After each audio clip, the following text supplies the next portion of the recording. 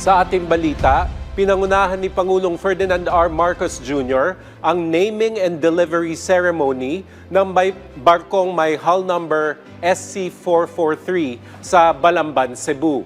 Kasama ang Tsuneishi Group Corporation, pinasinayaan ng Pangulo ang pinakaunang methanol dual fuel bulk carrier sa buong mundo.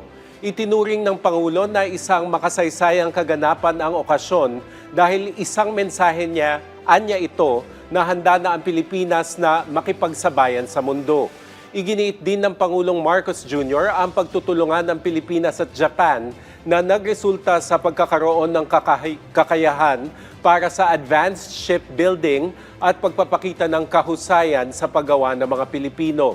Muli namang tiniyak ng Pangulo na nananatiling committed ang pamahalaan sa pagpapalakas ng shipbuilding sa bansa sa pamamagitan ng pagbuo ng mga pulisiya na makatutulong sa industriyang ito.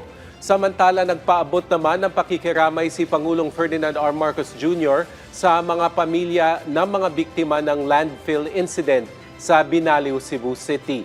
Tiniyak ng Pangulo ang ligtas, transparent at pagkakaroon ng accountability kaugnay ng insidente, kasabay ng pagbibigay ng tulong para sa mga apektado.